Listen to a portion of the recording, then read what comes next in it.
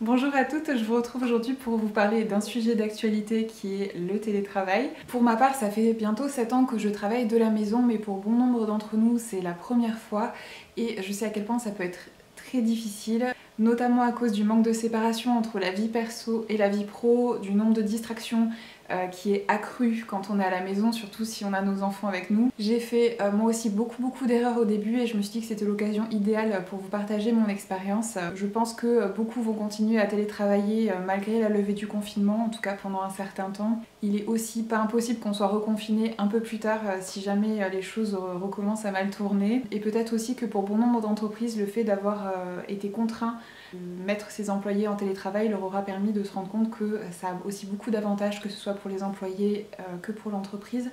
Donc peut-être que ce sera aussi une nouvelle normalité vers laquelle on va se diriger dans certains corps de métier à l'avenir. Donc je vais essayer de faire en sorte que cette vidéo soit la plus concise possible parce que c'est un très vaste sujet sur lequel il y aurait beaucoup de choses à dire. J'ai essayé de séparer ça en points et c'est des points que je pourrais aborder plus en détail dans des vidéos dédiées puisque comme je vous dis il y a vraiment beaucoup de choses à dire à ce sujet-là. Donc le premier point c'est de planifier sa journée la veille au soir. Tout simplement parce que pendant la nuit votre inconscient va commencer déjà à réfléchir à comment accomplir ces tâches le lendemain et vous pouvez vous réveiller déjà avec de très bonnes idées qui vous permettront de gagner du temps ou bien de faire les choses de manière plus efficace ou plus créative. Et le fait de se préparer aussi un peu psychologiquement à l'avance, ça diminue un tout petit peu les tendances à la procrastination. Il est important aussi de définir des horaires de travail et de s'y tenir puisqu'il y a ce qu'on appelle la loi de Parkinson qui est une loi qui explique que la durée d'exécution d'une tâche va s'étaler sur toute la durée du temps qui lui est allouée en fait. Donc c'est-à-dire que plus vous aurez de temps pour accomplir une tâche, plus vous allez mettre longtemps à la terminer en fait. Donc il vaut mieux, même en travaillant à la maison, avoir des horaires précis pour commencer et terminer une tâche. Plutôt que de laisser les choses un peu s'étirer dans le temps, puisqu'on a très vite tendance à déborder en dehors d'horaires de travail décents, on va dire. La vie perso et la vie pro a très vite tendance à se mélanger et c'est définitivement quelque chose qu'il faut éviter déjà pour votre santé mentale et aussi parce que vous allez être moins efficace de cette manière-là sur tous les plans de votre vie. Et il est important aussi, dans la mesure du possible, de garder le même rythme d'un jour à l'autre. Donc quand vous préparez votre journée à venir, essayez de vous fixer des objectifs qui soient réalistes et atteignables, parce que c'est vrai qu'on a toujours tendance à surestimer ce qu'on est capable d'accomplir en une journée, mais à sous-estimer ce qu'on est capable d'accomplir en une année. Donc essayez de rester réaliste et aussi de tenir compte de vos contraintes. Si vous avez par exemple des enfants et que vous devez vous en occuper en même temps que vous travaillez, bien sûr vous allez accomplir moins dans une journée que quand vous étiez en entreprise avec moins de distractions, on va dire. Moi en général je définis 3 tâches que j'aimerais accomplir dans la journée et après le reste c'est vraiment du plus, mais je sélectionne toujours 3 tâches qui si j'arrive à les accomplir m'apporteront déjà un sentiment de satisfaction une fois la journée terminée. Et je commence toujours par la tâche la plus difficile, justement à cause de ce sentiment de satisfaction. Quand on commence la journée sur ce genre de note positive, en fait, ça donne déjà un bon élan pour le reste de la journée et on a tendance à en accomplir plus que si on accomplit des petites tâches insignifiantes dès le début de la journée, qui sont d'ailleurs bien souvent une forme de procrastination déguisée qui justement nous empêche d'accomplir des tâches qui ont une réelle importance et qui nous feront vraiment avancer dans la direction qu'on s'est choisi. Il est aussi bien dans la mesure du possible de regrouper les tâches de même type ensemble. C'est un peu le principe du travail à la chaîne dans les usines en fait. Quand on va répéter une tâche à la chaîne en fait, eh bien on va être plus efficace et plus rapide et c'est un peu comme si notre cerveau avait différents modes en fait et on est plus efficace quand on reste dans le même mode plutôt que de changer sans arrêt de mode. En fait ça nécessite un ajustement à chaque fois, donc tant que possible essayez de regrouper toutes vos tâches un peu similaires ensemble et vous verrez que vous serez beaucoup plus efficace de cette manière-là. Autre chose aussi très importante et qui nous concerne tout particulièrement nous les femmes, essayez aussi dans la mesure du possible de n'accomplir qu'une seule tâche à la fois et pas justement comme je disais de switcher d'un truc à l'autre. On a l'impression qu'on est capable d'être multitâche mais en fait c'est pas du tout le cas. Qu'on veuille l'accepter ou non, on fait les choses beaucoup moins bien quand on fait plusieurs choses en même temps. Donc si vous voulez vraiment faire les choses et bien, essayez dans la mesure du possible, parce qu'encore une fois je sais qu'on peut être interrompu par nos enfants ou autres au cours de la journée si on en a, de rester focalisé sur une tâche et de passer à une autre uniquement quand vous avez terminé celle-ci. Donc évidemment votre to-do list pour la journée n'est pas obligée d'être dans un bullet journal et d'être toute joliment décorée, etc. Ça c'est d'ailleurs aussi une certaine forme de procrastination, de passer 3 heures à décorer son bullet journal au lieu de se mettre en action.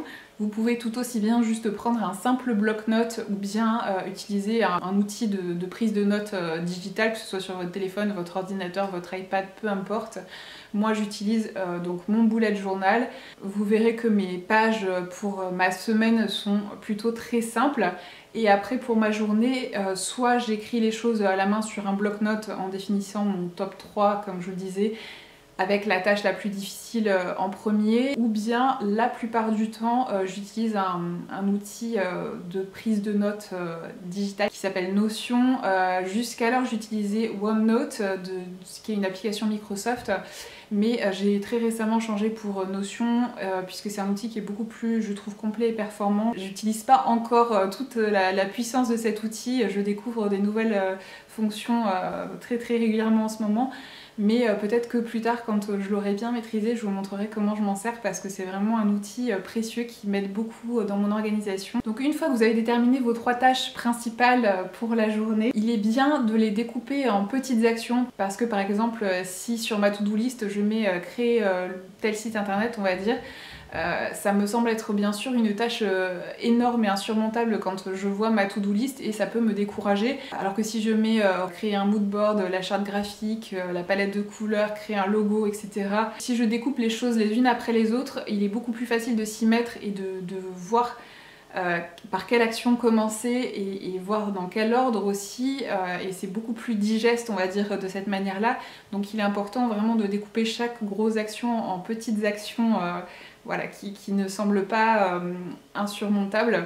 Ça vous permettra aussi d'y voir plus clair pour savoir par où attaquer, on va dire, ce projet-là, mais aussi voilà, ça évitera de procrastiner parce qu'on a l'impression que c'est énorme, insurmontable. Ça vous permet aussi de ne pas perdre de temps à vous demander quelle est la prochaine étape, puisque vous avez déjà tout listé dans l'ordre dès le départ. En fait, vous avez juste à prendre les choses point par point et à checker. Et voilà, c'est un truc qui pour ma part m'a beaucoup aidé en tout cas. Ensuite, deuxième point, une bonne nuit de sommeil, très important, puisque quand on se retrouve dans ce genre de circonstances, on a très vite tendance à se coucher de plus en plus tard, se lever de plus en plus tard et finir par se retrouver avec des horaires complètement décalés et improbables qui sont absolument contre nature, puisque on est mine de rien des animaux et qu'on est fait pour vivre la journée avec la lumière du soleil, puisqu'on en a besoin pour notre santé, la lumière du soleil. Donc se décaler comme ça au fur et à mesure, c'est vraiment pas quelque chose qui est bénéfique ni pour votre santé mentale ni pour votre santé physique. Donc essayez de garder un rythme de vie raisonnable et de dormir suffisamment longtemps en fonction de vos propres besoins bien sûr. On n'a pas tous besoin de dormir autant. Essayez de toujours vous coucher et vous lever à la même heure. Vous pouvez bien sûr le week-end vous accorder des plus longues périodes de sommeil si vous en ressentez le besoin, mais c'est bien de garder toujours un rythme un peu constant qui ressemble un petit peu à celui que vous aviez quand vous travailliez encore dans le monde extérieur. Et une petite chose qui personnellement m'a aussi aidée à m'endormir plus tôt le soir, c'est de ne plus avoir mon téléphone dans la chambre, parce que c'est vrai que quand le sommeil ne vient pas tout de suite, on a très vite tendance à attraper notre téléphone et à commencer à scroller sur Instagram ou autre, et de finalement se rendre compte un moment plus tard que plusieurs heures se sont écoulées. Donc maintenant ce que je fais, c'est que je laisse mon téléphone dans une autre pièce, et vous pouvez avoir soit un réveil comme autrefois, comme quand on n'avait pas de smartphone, ou bien moi ce que je fais, c'est que je mets mon iPad en fait sur la commode en face de mon lit et je programme le réveil dessus. Déjà ça m'oblige à me lever quand le réveil sonne pour aller l'éteindre, puisque je ne l'ai pas à portée de main. Et aussi, étant donné que sur mon iPad j'ai que mes outils de travail, c'est plus difficile pour moi d'aller sur Instagram, etc., puisque je n'ai pas ces applications sur mon iPad. Après, à voir pour vous quel genre de stratégie pourrait fonctionner. Mais moi c'est quelque chose que, voilà, que j'ai mis en place pour le moment. Et peut-être que dans quelques temps j'investirai aussi dans un réveil, on verra. Mais voilà, en attendant je fais comme ça. Ensuite, troisième point, la routine du matin. Pour celles qui me suivent depuis un petit moment, vous savez que je suis une adepte du Miracle Morning depuis plusieurs années maintenant. Ma routine du matin, c'est devenu quelque chose de très important pour moi et j'ai pu constater à quel point ça a eu un impact très positif sur ma vie et sur mon niveau de productivité aussi. Donc je pense que dans les prochains jours, Je vous filmerai ma routine du matin pour que vous voyez un petit peu plus en détail comment ça se passe pour moi. Cette routine du matin, elle est vraiment très importante parce qu'elle donne vraiment le ton pour le reste de la journée. En fait, quand on commence sa journée par des actions qui soient inspirantes, qui nous mettent dans une bonne dynamique, ça change vraiment tout, en tout cas de mon point de vue. Donc moi, sans originalité, ma routine du matin, elle se base principalement sur les Savers de Hal Elrod. Donc si vous n'avez pas lu le livre Miracle Morning, je vous le recommande vivement. Je vous en avais d'ailleurs parlé dans ma vidéo, ces livres qui ont changé ma vie, si vous ne l'avez pas encore vu. Mais je vous mettrai le lien en barre d'infos si vous êtes intéressé. Pour moi, c'est vraiment un livre indispensable, on va dire, à lire. Vous l'avez aussi en version audio sur Audible si vous n'aimez pas lire. Donc moi, ma routine du matin, elle commence par une petite séance de méditation et de visualisation. Donc en général, je médite au moins 10-20 minutes et après, je prends 5-10 minutes pour visualiser un peu ma journée, comment j'aimerais qu'elle se déroule. J'essaie de visualiser aussi mes objectifs atteints en fait et j'essaie de ressentir les émotions qui y seraient associées, donc voilà, la joie d'avoir accompli quelque chose qui était important pour moi, le sentiment de satisfaction d'une action accomplie, etc. Enfin peu importe, choisissez voilà, quelles émotions positives vous avez envie d'associer à ces images que vous visualisez dans votre tête. Ça conditionne vraiment pour la suite de la journée. Ça peut sembler un peu futile, mais c'est quelque chose qui fonctionne vraiment très bien et que j'ai pu apprécier par moi-même. Souvent je prends aussi un petit moment après ça pour contempler mon tableau de vision que j'ai réalisé en début d'année. D'ailleurs je vous avais filmé ce process en vidéo si vous voulez aussi voir cette vidéo si vous ne l'avez pas encore fait. J'y ai accroché des photos, des images qui représentent ce que j'aimerais vivre ou accomplir cette année en fait, et le fait de les voir en photo aussi, ça permet de pas les perdre de vue et puis toujours de garder un peu cette envie d'y arriver et puis d'avancer dans cette direction-là, de poser des actions qui soient en alignement justement avec ce qu'on a envie d'accomplir. Donc voilà, en général je prends un petit moment pour regarder toutes ces images qui m'inspirent beaucoup. Donc ensuite il y a une partie que j'ai tendance à sauter très souvent pour être honnête avec vous, c'est la partie des affirmations. Donc parfois j'arrive à me caler ça dans ma matinée, mais c'est vrai que c'est un des points que j'ai tendance à sauter bien souvent. Tout simplement parce que je me sens bête de parler toute seule, donc j'ai essayé de faire ça devant un miroir. Par exemple, quand je suis en train de me préparer, pourtant j'ai l'habitude de parler toute seule devant une caméra, hein. Mais bizarrement avec les affirmations ça me met très mal à l'aise. Donc voilà, c'est encore un point sur lequel j'ai besoin de travailler, mais je sais aussi que c'est très efficace et il faudrait que je sois un peu plus assidue avec ça. Ensuite, il y a la partie lecture, donc moi le matin j'essaie de prendre au moins 10 minutes les jours où j'ai pas le temps pour lire quelque chose entre guillemets d'intelligent. Quand je dis d'intelligent, c'est que moi, pour ma part, les romans je les garde pour le soir. Et pour le matin, je lis plutôt des livres soit de développement personnel, des livres plus axés business ou psychologie, etc. Des choses qui vont vraiment m'apporter des connaissances ou bien qui vont m'inspirer et me donner envie d'accomplir plein de choses.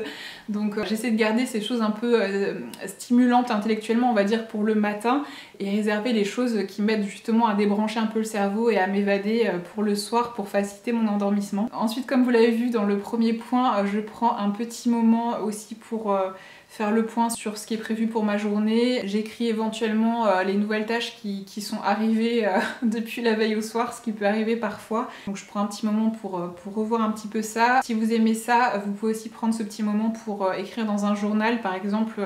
Essayer d'écrire comment vous aimeriez que votre journée se déroule. C'est aussi une certaine forme de visualisation et le fait de l'écrire, ça peut aussi être très efficace. C'est vrai que moi, pour cette partie écriture, je me cantonne à mon bullet journal dans l'immédiat, mais c'est pareil, c'est quelque chose que je pourrais développer davantage dans le futur. Ensuite, en général, je me tire une ou des cartes pour voir un petit peu ce qui va se passer dans ma journée. Donc ce jour-là, j'avais pas mal de questions en tête, donc j'ai fait plusieurs petits tirages. J'ai utilisé cette fois-ci un Rider-Waite, mais chaque jour, en général, je change en fait en fonction de ce qui m'appelle et de ce que j'ai envie, des points que j'ai envie d'aborder. Donc voilà, ce petit moment avec mes cartes en général, ça me permet de voir un petit peu ce qui va se passer pour moi dans la journée à venir, voir un petit peu voilà, quelles sont les énergies, les influences, ce qu'il va falloir que je travaille, ce à quoi je dois faire attention. Donc c'est toujours un petit moment aussi très enrichissant. Ensuite, je fais toujours un petit peu de sport, donc que ce soit une séance de yoga, chose que j'évite en général le matin parce que moi ça a tendance à m'endormir. Même les types de yoga un peu plus dynamiques, moi ça me détend tellement que en général ça me met un coup de barre, j'ai juste envie d'aller me coucher et de dormir 10 heures. Donc en général je me garde plutôt les séances de yoga pour le soir la plupart du temps. Donc le matin je préfère me faire une bonne séance de sport. J'essaie au moins 3-4 fois par semaine, mais tous les jours j'essaie au moins de me faire 10 ou 20 minutes de corde à sauter ou bien de trampoline, histoire de me dynamiser un peu et de me mettre un peu dans une énergie d'action. Ensuite, quatrième point, très très important, puisque c'est souvent un des premiers points qu'on a tendance à laisser de côté quand on commence à travailler de la maison, c'est se préparer le matin. Quand je dis se préparer, c'est se laver le corps, les dents, les cheveux, parce que c'est des faits. Apparemment les ventes de shampoing ont chuté de 30% pendant le confinement, on se demande bien pourquoi. Donc j'avoue, moi aussi ça m'est arrivé de me laver les cheveux moins souvent parce que j'étais à la maison, donc je suis pas là pour vous culpabiliser, mais il est important de pas être le cheveu gras en pyjama, etc. Et de prendre le temps de vous laver, de vous coiffer, de vous maquiller un petit peu, de vous habiller avec des vrais vêtements, parce que ça vous mettra dans un état d'esprit vraiment très différent. Ça semble être anodin comme petite action, mais ça vous conditionne aussi pour le reste de la journée en fait. Vous allez être beaucoup plus productif si vous avez pris le temps de vous préparer comme si vous alliez sortir. Donc pendant que je me maquille le matin, en général j'écoute un livre audio, donc moi comme vous le savez je suis abonnée à Audible, donc tous les mois avec mon abonnement je peux choisir un livre audio et c'est beaucoup moins cher avec l'abonnement. D'ailleurs je crois qu'à l'inscription vous avez droit à un essai gratuit d'1 mois, donc je vous mettrai le lien en barre d'infos si vous êtes intéressé. Moi j'adore ce service là, ça fait des années et des années que je suis abonnée et je trouve ça vraiment génial de pouvoir écouter des livres audio quand on se prépare le matin ou quand vous faites des tâches ménagères comme la vaisselle ou autre, ou quand vous êtes en voiture par exemple. Donc ça permet de réaliser ces tâches là et en même temps d'apprendre des choses, et c'est aussi une très bonne alternative pour ceux qui n'aiment pas lire en fait, puisque maintenant il y a beaucoup de livres qui sont disponibles au format audio, donc voilà, il n'y a plus d'excuses maintenant pour les gens qui n'aiment pas lire. Ensuite, prochain point tout aussi important, avoir un espace dédié au travail. Alors je sais qu'on n'a pas tous la chance d'avoir un bureau dans une pièce fermée. Moi c'est pas mon cas, mon bureau il est dans le salon, donc dans la pièce de vie, littéralement dans le QG de mon fils, donc c'est très compliqué à gérer, mais malheureusement c'est pas possible d'aménager les choses différemment. Et je sais que je suis pas la seule dans ce cas-là, mais dans la mesure du possible, essayer d'avoir vraiment un espace dédié au travail, même si c'est un coin de table ou peu importe, essayez de vous aménager un petit coin. Ça permettra à votre cerveau de se mettre en mode travail en fait dès que vous êtes dans cet espace-là. C'est un petit conditionnement mais qui est aussi très efficace, puisque un canapé c'est fait pour se relaxer et un lit c'est fait pour dormir. Donc si vous commencez à travailler dans votre lit par exemple, vous allez très vite vous rendre compte que vous allez être beaucoup moins productif, puisque c'est des espaces qui sont dédiés à la détente, et donc mentalement ça ne vous conditionne pas à être efficace et à travailler. En fait vous allez très vite vous retrouver à regarder des vidéos sur YouTube ou bien à faire des petites siestes de manière inopinée au cours de la journée, donc c'est vraiment pas une bonne stratégie. Depuis le début du confinement, j'ai déplacé mon bureau en fait pour tourner le doigt de mon fils qui est très souvent sur le canapé, et depuis que j'ai fait ça, j'ai pu constater qu'il venait déjà bien moins me solliciter au cours de la journée. Donc on est passé de toutes les 5 minutes à peut-être tous les quarts d'heure, donc c'est déjà un gros progrès. J'essaie de faire en sorte d'être bien installé, que ce soit confortable, d'avoir votre écran à hauteur des yeux. Si c'est pas le cas à l'heure d'aujourd'hui, il existe des espèces de réhausseurs pour mettre votre écran. Ça vous évitera d'avoir mal au niveau des cervicales à la fin de la journée. Si vous avez un ordinateur portable aussi, il existe des genres de trépieds sur lesquels vous pouvez mettre votre ordinateur portable. Je vous mettrai à quoi ça ressemble ici si vous voulez voir un petit peu, parce que c'est vrai que c'est, voilà, si vous connaissez pas c'est un petit peu abstrait, et je vous mettrai aussi des liens en barre d'infos si vous voulez aller voir un petit peu. Mais c'est des petites choses qui changent déjà beaucoup votre état de fatigue au cours de la journée. Donc essayez aussi d'avoir de la lumière naturelle, puisque ça va vous éviter dans une certaine mesure les coups de barre au fil de la journée. Mais quand je vous dis lumière du jour, évitez aussi d'avoir la lumière du soleil dans les yeux ou bien qui se reflète sur votre écran, parce que ça sera également très désagréable. Essayez aussi d'avoir le moins d'objets possible sur le bureau, puisqu'un espace encombré est égal à un esprit encombré. Vous aurez très vite un sentiment d'être submergé, débordé si vous êtes dans un espace qui est très encombré. Et bien souvent inconsciemment, notre environnement affecte de manière significative notre niveau d'énergie et notre humeur, et ça peut avoir des conséquences désastreuses sur notre productivité justement. Autre chose aussi au niveau de mon bureau que j'aime beaucoup faire et qui pour ma part m'aide beaucoup, j'avais déjà abordé un tout petit peu cette thématique là dans ma série de vidéos sur les huiles essentielles, mais pour moi diffuser des huiles essentielles à mon bureau c'est absolument devenu indispensable. Je pourrais plus m'en passer puisque ça a eu un impact vraiment majeur sur ma productivité, et je choisis mes huiles essentielles et mes mélanges en fonction des besoins que je ressens quand je commence ma journée de travail. Donc je vais vous citer juste mes préférés et vous expliquer pourquoi. Donc le premier mélange que j'aime beaucoup utiliser, c'est Brain Power. Donc c'est un mélange d'huile essentielle qui permet d'atteindre un niveau de concentration assez important et qui transforme l'énergie physique en énergie mentale. Ce mélange est aussi très intéressant pour stimuler la mémoire. Donc pour vous en dire un petit peu plus, ce mélange contient notamment du bois de santal et du bois de cèdre qui aident à améliorer la mémoire et les capacités cognitives. Il y a également de l'encens au Liban qui aide à surmonter tout ce qui est sentiment de stress et de désespoir. Donc si vous vous sentez un peu dépassé ou submergé, c'est une huile essentielle qui est géniale pour ça. Il y a également donc de l'huile essentielle de mélisse dedans qui enlève tout ce qui est blocage émotionnel et un style, une vision positive en fait de la vie. Il y a également donc du cyprès bleu qui augmente l'afflux d'oxygène en fait dans le cerveau. De la lavande également donc qui améliore tout ce qui est concentration et acuité mentale. De l'immortel qui améliore la circulation et qui permet un fonctionnement optimal du système nerveux. Et ça permet de gagner en concentration. Le deuxième mélange d'huile essentielle que j'aime également beaucoup, c'est le mélange Highest Potential. Donc c'est un mélange qui permet en fait de collecter ses pensées et son énergie mentale pour accomplir son plus haut potentiel en fait. C'est un mélange que j'aime beaucoup utiliser quand je fais justement un point sur mes objectifs et quand j'écris un peu mes to-do list, tout ça, ça m'aide beaucoup à voir les choses avec plus de clarté et à déterminer les actions à mettre en place pour accomplir les objectifs que je me fixe. Donc c'est un mélange qui contient notamment du jasmin et de l'ylang-ylang, donc qui sent vraiment très bon. Ensuite, j'aime également beaucoup le mélange motivation qui stimule en fait le sentiment d'action et d'accomplissement et qui aide à surmonter les sentiments de peur et la procrastination, maladie dont on est très nombreux à souffrir. Et donc c'est un mélange qui contient notamment de la camomille romaine, de l'ylang-ylang, de la lavande et il sent vraiment très bon aussi. Donc j'ai oublié de préciser que c'est des mélanges d'huile essentielle de chez Young Living puisque comme vous le savez c'est les seuls que pour ma part j'utilise depuis plusieurs années. Mes préférés et je crois avoir vu en plus que ces 3 huiles essentielles là ils en ont fait un espèce de kit spécial télétravail justement et il me semble qu'il y a 10% de réduction dessus, donc en plus si vous êtes membre vous avez les 23% supplémentaires dessus, donc c'est hyper intéressant puisque c'est des mélanges qui sont assez coûteux au vu des huiles assez rares qu'ils contiennent. Donc c'est toujours une économie intéressante à faire. Et la quatrième que j'aime aussi beaucoup utiliser, je vous en avais aussi parlé dans ma vidéo sur mes huiles essentielles préférées, je crois que ça doit être mon huile essentielle préférée sur toute la terre entière en diffusion, c'est l'huile essentielle Lemon Myrtle ou myrte citronnée, qui est vraiment l'huile essentielle par excellence pour combattre tout ce qui est problème de procrastination. En plus de sentir absolument divinement bon, si vous aimez les odeurs citronnées, c'est vraiment une huile essentielle qui a une odeur à tomber. Je pense que je dois m'en passer au moins 2 ou 3 flacons tous les mois tellement je suis obsédée par cette huile essentielle. Et donc pour le bureau, j'ai un petit diffuseur sous forme de clé USB qui est très pratique. Je mets juste quelques gouttes d'huile essentielle dans le petit flacon minuscule qui est prévu à cet effet. Je branche donc ce diffuseur à un port USB et donc en fait ça diffuse l'huile essentielle pendant un petit moment.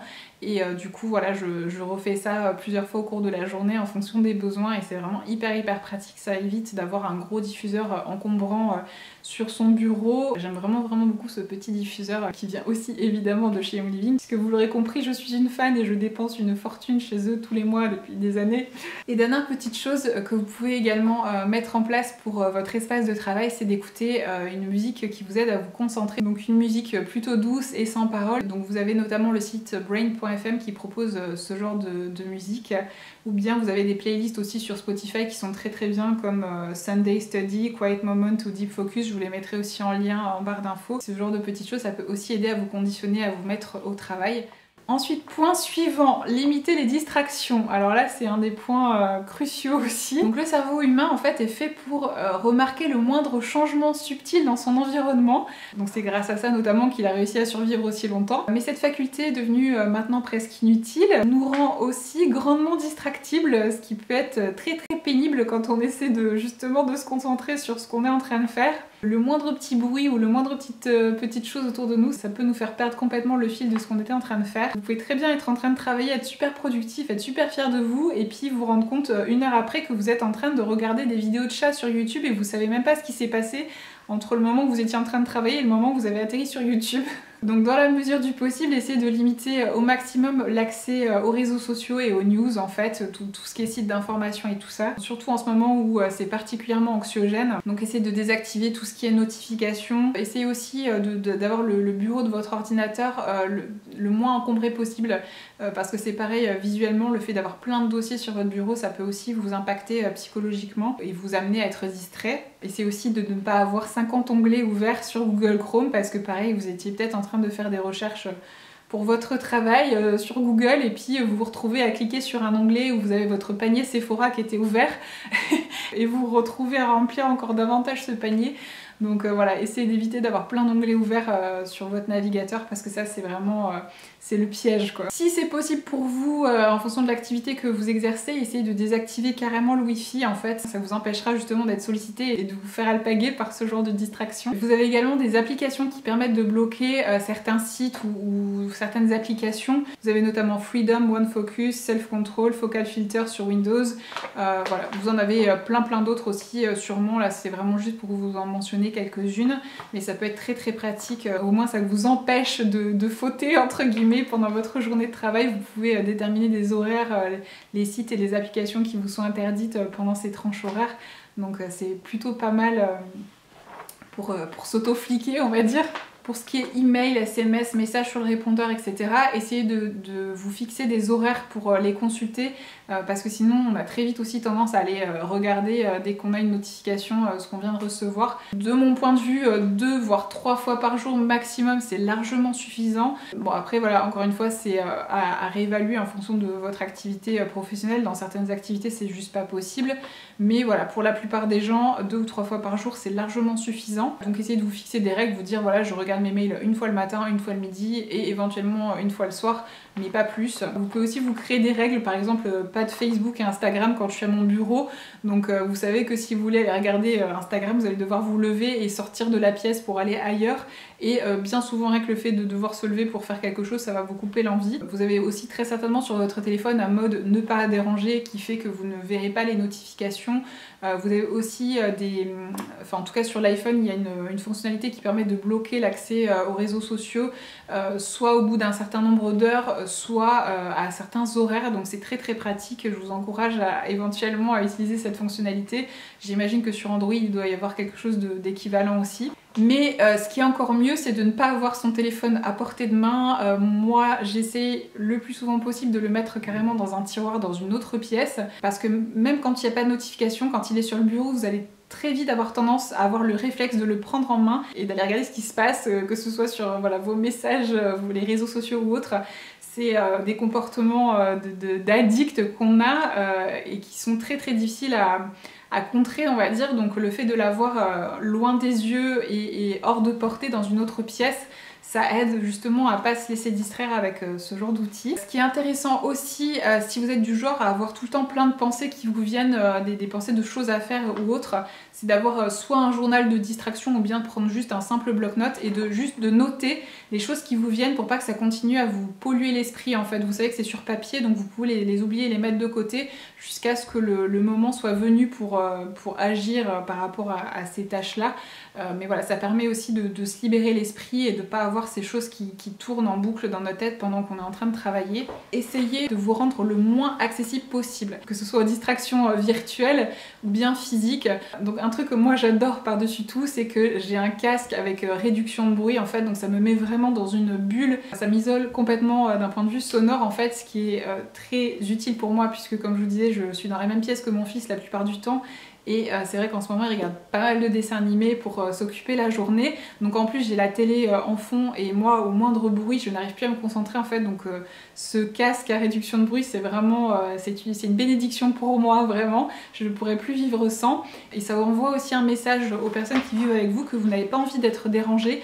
Quand vous pouvez par exemple fixer une règle et dire quand j'ai mon casque sur les oreilles vous venez pas me déranger. Ça peut être une manière de montrer aux autres que vous êtes occupé et vous évitez au passage tout ce qui est bruit et distraction sonore qui pourrait nuire à votre concentration. Si vous ne vivez pas seul, une partie aussi assez compliquée mais importante, c'est d'apprendre à vos proches à respecter justement votre temps de travail. Ça peut être très compliqué surtout avec les enfants, mais avec les conjoints aussi parfois. Si votre conjoint travaille aussi en ce moment à la maison et que vous avez des enfants, essayez aussi par exemple de vous mettre en place des tours de garde pour les enfants et voilà, de prévenir les enfants que voilà, pendant la prochaine heure, c'est papa qui s'occupe qui s'occupe des urgences et inversement, voilà, pour que ce soit pas toujours le même qui soit sollicité par les enfants et que l'autre puisse un peu travailler en paix au moins pendant quelques heures dans la journée et que ce soit aussi équitable, parce que comme je dis, c'est vrai qu'il y en a souvent plus un qui est sollicité que l'autre, donc voilà, essayez un peu d'éduquer tout le monde de cette manière-là pour que les choses se passent le mieux possible.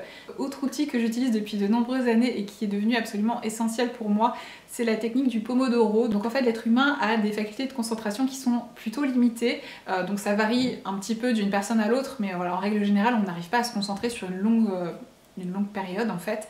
Donc il y a la technique du Pomodoro qui a été inventée pour ça. Donc vous choisissez en fait une tâche à accomplir, vous essayez de déterminer combien de tranches de 25 minutes cette tâche va vous prendre pour la terminer. Et ensuite vous mettez donc un chrono de 25 minutes. Pendant ces 25 minutes vous adonnez totalement à la réalisation de cette tâche.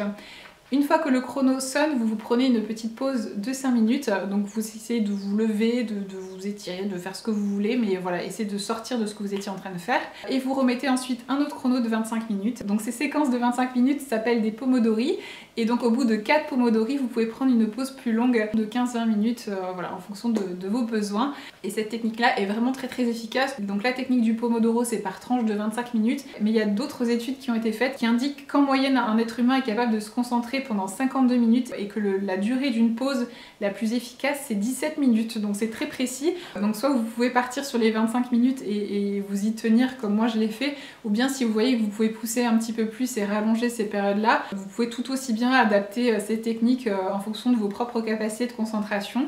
Mais en tout cas voilà, moi c'est un outil qui m'a grandement aidé. Et petite chose que j'ai mis en place aussi avec mon fils, c'est que j'ai mis aussi le chrono visible pour lui en fait. Donc maintenant il sait que quand le chrono tourne en fait, il n'a pas le droit de venir me déranger. Sauf pour une urgence, une vraie urgence, hein, pas me parler de ses crottes de nez, mais pour une vraie urgence il peut. Mais sinon il sait que s'il a envie de me parler, de me raconter quelque chose, il faut qu'il attende que le chrono sonne et que je sois en pause pour venir me parler. Et ça a très très bien marché parce que pendant 25 minutes il arrive à se retenir, on va dire, suffisamment. Et il sait que voilà, s'il a un truc à me dire, il regarde le chrono, il sait s'il faut encore attendre longtemps ou pas. Donc ça peut être aussi une petite astuce intéressante à mettre en place avec vos enfants ou avec votre conjoint, même carrément si vous avez un conjoint pénible qui vient vous interrompre toutes les 5 minutes. Ensuite, dernier point que je voulais aborder, c'est prendre des pauses actives, mais prendre des pauses déjà. Donc ça peut sembler être contre-productif de prendre des pauses, mais en fait c'est tout le contraire, puisque comme je vous disais, on a des capacités de concentration qui sont très limitées, et le fait de prendre des pauses, ça permet à nouveau d'atteindre un bon niveau de concentration. Donc c'est important de prendre plusieurs petites pauses, pas forcément très longues, mais c'est bien de faire de prendre des petits breaks au cours de la journée. Et c'est bien aussi de prendre des pauses un peu actives, donc essayez de vous lever, de marcher, de vous étirer. Il y a un livre que j'aime beaucoup, j'avais eu l'occasion d'ailleurs de rencontrer son autrice il y a quelques années, qui s'appelle Comme un yogiste, qui propose justement différents types d'étirements qui sont adaptés aux personnes qui sont assises à un bureau toute la journée, et en fonction des maux justement, des douleurs physiques qu'on peut avoir dans ce genre de contexte là. Et j'aime vraiment beaucoup ce bouquin, il est très très bien fait, c'est hyper intéressant, ça parle des postures justement, des étirements, de tout ce qui peut vous soulager quand vous devez passer vos journées entières assis. Donc je vous recommande vraiment ce livre là, il est, je trouve, très très bien fait, très intéressant, c'est hyper ludique, en plus elle a donné des petits noms un peu rigolos et qui résument d'ailleurs très bien chaque posture, donc c'est vraiment un chouette bouquin et je me suis dit que c'était l'occasion idéale pour vous en reparler parce que je vous en avais déjà parlé dans le passé. Vous pouvez aussi danser, profiter du soleil pendant quelques instants parce que comme je vous le disais, vous exposer à la lumière du soleil, ça vous évitera aussi d'avoir des coups de barre au cours de la journée. Et respirer aussi l'air frais, même si vous n'avez pas de balcon ou de jardin, vous pouvez très bien ouvrir une fenêtre et respirer l'air du monde extérieur. Ça vous fera le plus grand bien. Donc quand je parle de pause active, ça peut être aussi réaliser des tâches ménagères, parce que si vous passez votre journée à accomplir des tâches entre guillemets intellectuelles, ça peut aussi vous rebooster de prendre 10 minutes pour faire la vaisselle ou pour nettoyer quelque chose ou pour ranger un petit peu. Ça vous remet dans une dynamique et dans un mouvement et vous pouvez ensuite vous reconcentrer à nouveau intellectuellement plus facilement. On passe une bonne partie de nos journées à faire des activités mentales, donc c'est aussi important de dépenser notre énergie physique en fait. Moi, ma manière préférée de de passer mes pauses, en général, c'est de sauter sur mon trampoline. En ce moment, il a une place attitrée à côté de mon bureau et ça me permet de, voilà, de bouger un peu au cours de la journée, de faire circuler ma lymphe. En général, j'ai mon fils qui aime bien se joindre à moi, d'ailleurs, il aime beaucoup être sur ce trampoline. Donc voilà, c'est un petit truc qu'on aime beaucoup partager tous les deux. Autre chose aussi, essayer de ne pas sauter les repas, essayer de garder des heures de repas fixe, essayer de pas trop grignoter ou de grignoter des choses voilà, saines dans la mesure du possible. Le tout c'est de pas avoir de cochonnerie à la maison, comme ça vous serez pas tentés de toute façon. Et n'oubliez pas qu'il est très important aussi de garder contact avec les autres humains. On a très vite tendance à se replier sur nous-mêmes dans ce genre de circonstances-là. Donc essayez, même si c'est 5 ou 10 minutes par jour, d'appeler quelqu'un, de vous faire des visios avec vos collègues de travail, vos amis, votre famille. Essayez au moins d'interagir avec d'autres personnes. Ça peut avoir une incidence très positive sur votre humeur. Ça peut vous apporter voilà, des idées, des solutions à certains problèmes que vous pouvez rencontrer. C'est toujours très très important d'interagir avec les autres et d'être stimulé de cette manière-là. Donc être en télétravail, ça ne veut pas dire être coupé forcément du monde. On a des super outils technologiques à notre disposition aujourd'hui dont on peut profiter, donc voilà, pourquoi s'en priver. Vous pouvez vous faire des pauses café ou thé de 5 minutes avec des collègues ou des amis, ou même pourquoi pas manger ensemble le midi virtuellement, ou des apéros le soir aussi. Je sais qu'on est bon nombre à avoir vu notre consommation d'alcool grimper pendant le confinement, donc voilà, je plaide coupable moi aussi. Et si la situation actuelle est vouée à durer, bah écoutez, j'ai juste envie de vous dire, faites de votre mieux, ne vous culpabilisez pas. Ne vous culpabilisez pas non plus si vous avez des enfants et qu'ils passent plusieurs heures par jour devant la télé, vous ne pouvez pas être partout, vous êtes des êtres humains, donc essayez d'être voilà, douce et bienveillante avec vous. Je sais que c'est pas toujours évident. Essayez de garder à l'esprit qu'en ce moment on ne travaille pas de la maison. On est à la maison en période de crise et on essaie tant bien que mal de travailler avec les circonstances actuelles. Donc c'est très différent. J'espère de tout cœur que cette vidéo a pu vous donner quelques pistes intéressantes, que ça a pu vous aider. N'hésitez pas à me dire s'il y a certains points de cette vidéo que vous voulez que je creuse davantage dans des vidéos dédiées. Comme je vous disais, je vous proposerai dans quelques jours déjà ma routine du matin, que vous voyez un petit peu à quoi ça ressemble. Et puis n'hésitez pas aussi, si vous avez d'autres astuces à partager, à les partager en commentaire. Je vous fais des gros bisous à toutes et je vous retrouve très bientôt pour de nouvelles vidéos.